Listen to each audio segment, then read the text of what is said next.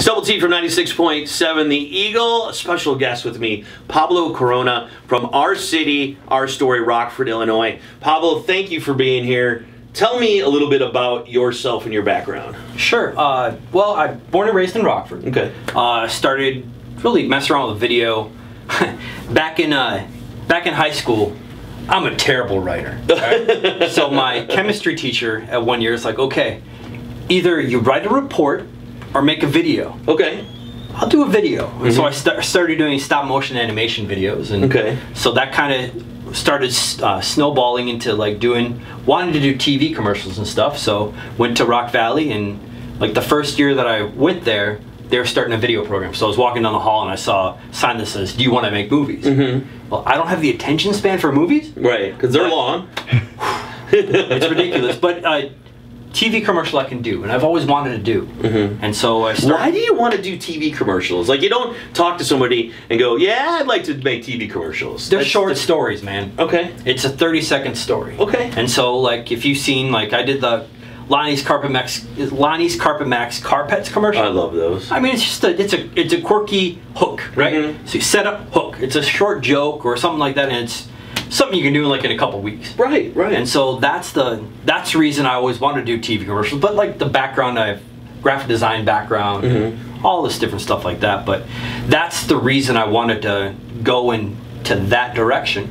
And so that started doing that, and by doing a lot of TV commercials, people allow you to peek behind the curtain and get to know themselves and their organization. Right, right. And things that you'll never see. Right. And so by doing that, I met a lot of amazing people, and throughout the years, like, just kept on meeting amazing people and amazing people and amazing people.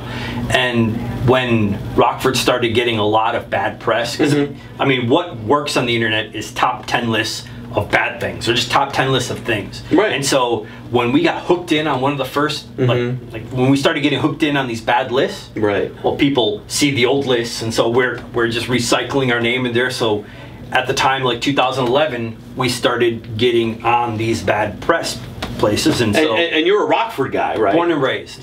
And so by seeing that, kind of like, it's like, that's not the Rockford I know.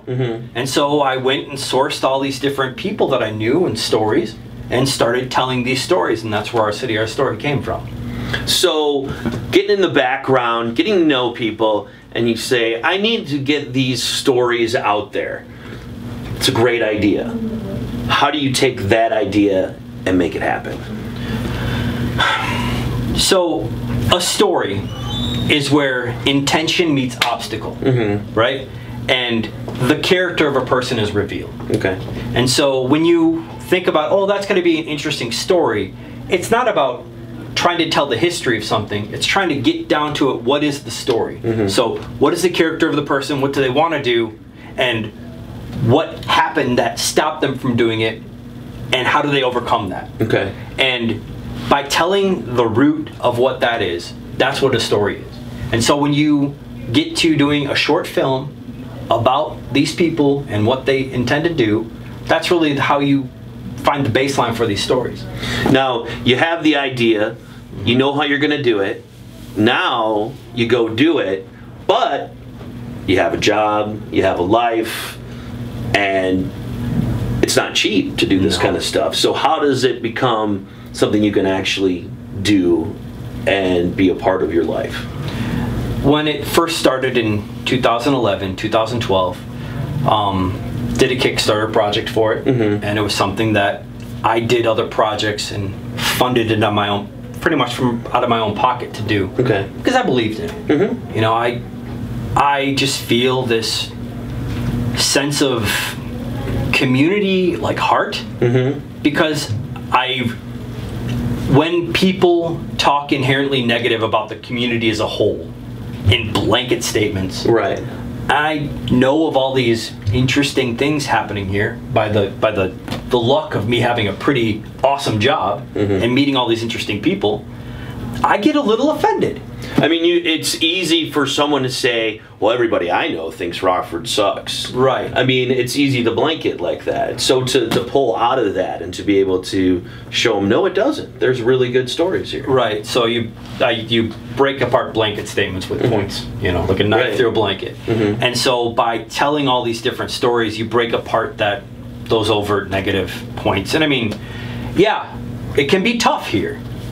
Life isn't great, for certain people, but when you hear how other people overcame that, if you want to be lazy, man, you can all day long pick out excuses. Yeah. But I want to tell stories of people that saw that, overcame it, and why can't you do it too? You can do it too. Inspiration for people. Right. Well, it's hope, right?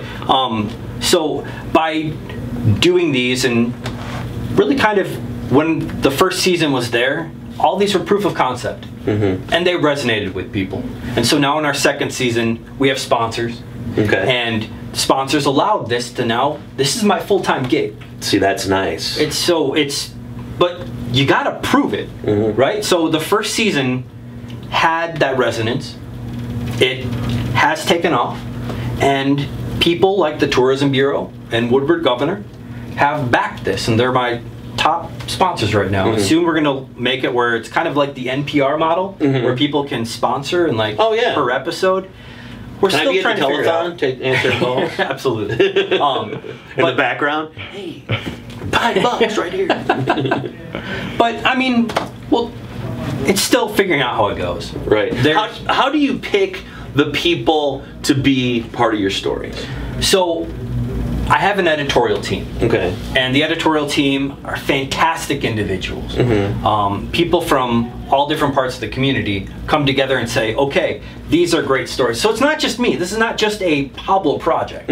It's something where it's part of the community. And I mean, we're looking for stories from all over the place. And again, it's not, a lot of the stuff we get is purely historical. Like, I knew this when this happened when. It's stuff that's happening now. Okay. That's the important thing, is like, if you walk into this community and you're living in this community, it's not like what it used to be. Because, man, everything used to be great. Right. Everywhere, no matter where you go. I used to pay $2 for a concert. Right, yeah. Exactly. But it's about what is happening now. What is happening now that you can be either inspired by or just reevaluate your position. If I know somebody that I think deserves their story being told, how do I get a hold of you to get their story told? If you go to ourcityourstory.com, there's actually a link to send an email through there. My story at ourcityourstory.com is the best way to do it. Okay. You can go to our Facebook page, where our Facebook page is that's really where we're most engaged. I mean, we're averaging, this is pretty incredible, but we're averaging about 50,000 views per video that we're doing. So it's really connecting with the individuals across the nation. I mean, we're getting major spread.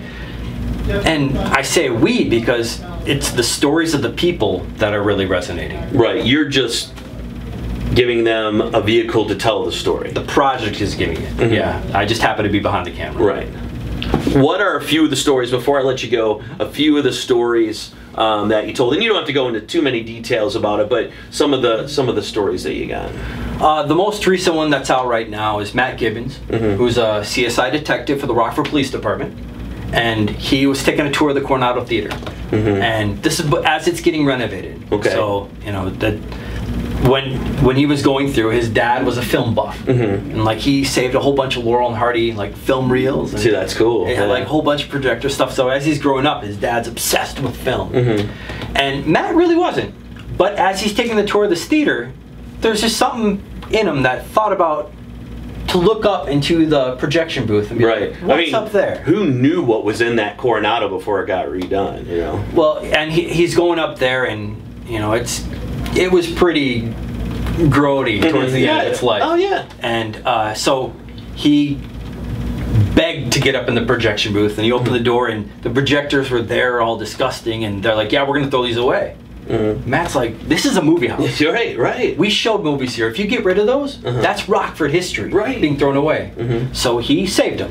He took them. They were not functional, and he saved them. And he wanted to give them back to the community, but the Coronado's like, yeah, we can't show movies here anymore. Right. So he put them in his basement. See, that's awesome. He's gigantic. I might want to come over and watch. Gigantic 35mm film reels in his basement. Before that, so that's an amazing story that he's really a pivotal part about saving Rockford stuff. There's a lot of different Rockford projects that he's got his fingers in, and he's not doing it for glory. It's about preserving the history of this community. Right. And before that, Angel Martinez, a 17-year-old boxer. Right. He's a junior Olympic national champion, #1 in his age group in the entire United States, and arguably 2nd in the world. Wow, that's like, really cool. Here, living here right now, and that's something that, I mean, some people know, but people that aren't like on the pulse of this community don't know that. Right. And for them to see the fact that he fights for his mother to make sure that his mother is taken care of, and like true passion. I mean, we're talking like, if you wanted to see, like, this kid is going to be, I think, something in this community. Oh, he's gonna go to the Olympics. He's gonna be a representative. But here we are, seeing him as he's a late teenager, so young, and just kicking butt. That's awesome. Our city, our story. Go check out the website. Go check out the short films. They're incredible. If they don't give you, I get chills just talking about it. If you don't get chills watching them, you're a cold-hearted fool. Because Pablo Korona, thank you so much for taking the time. It's great talking to you as always. Thank you for having me, man.